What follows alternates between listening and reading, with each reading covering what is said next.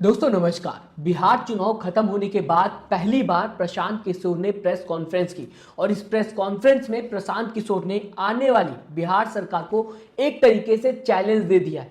साथ ही साथ ये भी कह दिया प्रशांत किशोर ने कि अगर ये सरकार मेरा चैलेंज कबूल कर लेती है और इसे कंप्लीट कर लेती है तो मैं राजनीति से इस्तीफा दे दूंगा, यानी कि फिर मैं कभी भी राजनीति की तरफ पलटकर देखूंगा भी नहीं।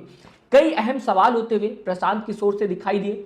इस बीच कहा जा सकता है पूरी प्रेस कॉन्फ्रेंस की अगर दोस्तों बात की जाए, पहले तो सवालों से प्रशांत किशोर बचते हुए दिखाई दिए, घुमाते हुए दिखाई दिए पत्रकारों को अपने जवाब में। उसके बाद जब जोर डाला गया पत्रकारों की तरफ से प्रशांत किशोर पर सवालों को लेकर, तब जाकर प्रशांत किशोर इस प्रेस कॉन्फ्रेंस में खुलते हुए दिखाई दिए। और जैसे ही प्रशांत किशोर खुलकर बात करने लगे, उसके बाद यहां पर वोट चोरी की भी बात करते हुए इनडायरेक्टली नजर आए प्रशांत किशोर।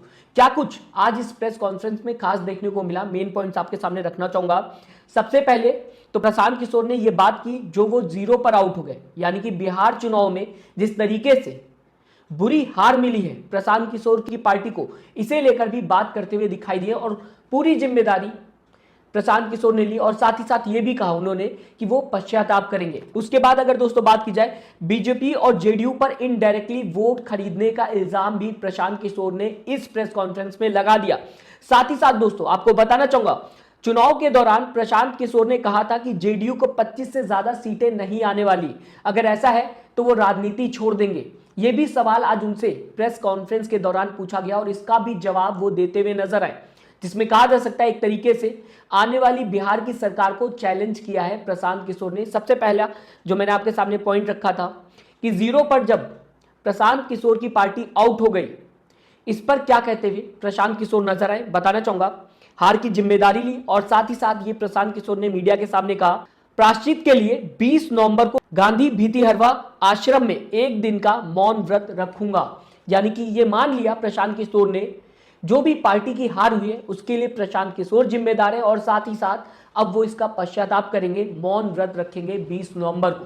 तो पहला टॉपिक तो ये था जो कि इस प्रेस कॉन्फ्रेंस में हाईलाइट होता हुआ नजर आया। दूसरे टॉपिक की अगर बात की जाए, सीधा सीधा प्रशांत किशोर ने बीजेपी और जेडीयू पर इनडायरेक्टली ये इल्जाम लगाया कि कहीं ना कहीं दोनों ने मिलकर बिहार चुनाव में वोट खरीदने का काम किया है। 10,000 रुपए महिलाओं के खातों में डाला गया और साथ ही साथ 1.5 करोड़ महिलाओं के खातों में ये 10,000 रुपए डाला गया है, जिसकी वजह से बीजेपी को इतनी ज्यादा और जेडीयू की भी बात की जाए सीटें मिलते हुए दिखाई दे रही। सीधा सीधा प्रशांत किशोर कहते हुए नजर आए और इसके आगे कहा प्रशांत किशोर ने कि राजनीति से संन्यास ले लेंगे अगर बिहार सरकार महिलाओं जिनको 10,000 रुपए दिया गया है उनको आने वाले 6 महीने में 2 लाख रुपए दे देती है। यानी कि जब आपने 10,000 रुपए स्वरोजगार के तहत दे दिया है तो आपको ये जो 2 लाख रुपए देने हैं आने वाले 6 महीने, अगर ये बिहार की सरकार दे देती है 6 महीने के अंदर, यही चैलेंज है, तो प्रशांत किशोर राजनीति छोड़ देंगे, ये कहते हुए दिखाई दिए। साथ ही साथ प्रशांत किशोर ने दोस्तों ये भी कहा अगर ऐसा नहीं होता तो माना जाएगा कि वोट 10,000 रुपए में खरीदा गया है। ये भी बात करते हुए दिखाई दिए कि अगर 10,000 देकर सरकार महिलाओं को आगे पेमेंट नहीं करती है या फिर पैसे नहीं देती है तो मान लिया जाएगा कि चुनाव के दौरान ये 10,000 रुपए जो सरकार की तरफ से दिए गए थे, ये स्वरोजगार के तहत नहीं दिए गए थे बल्कि वोट खरीदने के लिए दिए गए थे।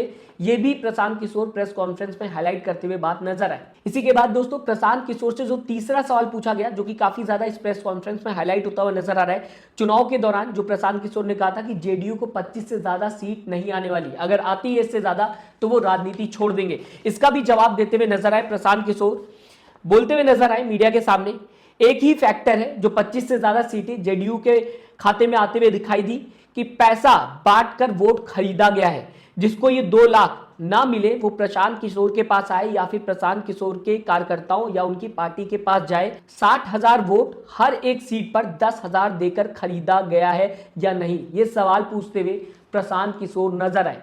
सीधा सीधा कह दिया प्रशांत किशोर ने कि 25 सीटों से ज्यादा जेडीयू नहीं ला सकती थी बिहार चुनाव में और प्रशांत किशोर सही थे, लेकिन ये जो 10,000 रुपए सरकार की तरफ से बांटे गए हैं, ये एक मेन फैक्टर है जिस वजह से जेडीयू की अच्छी खासी सीटें आते हुए दिखाई दी, बीजेपी की अच्छी खासी सीटें आते हुए दिखाई दी, और कोई भी फैक्टर नहीं है। ये सब कुछ बात आज प्रेस कॉन्फ्रेंस में प्रशांत किशोर करते हुए दिखाई दिए, और ये भी कह दिया है कि आने वाले 6 महीने के अंदर बिहार सरकार को 2 लाख रुपए उन महिलाओं को देना चाहिए जिन्हें 10,000 रुपए दिए गए थे स्वरोजगार के नाम पर। फिलहाल इस पूरी प्रेस कॉन्फ्रेंस को दोस्तों प्रशांत किशोर के आप किस तरीके से देखते, मैं चाहूंगा अपनी राय कमेंट बॉक्स में जरूर लिखिएगा।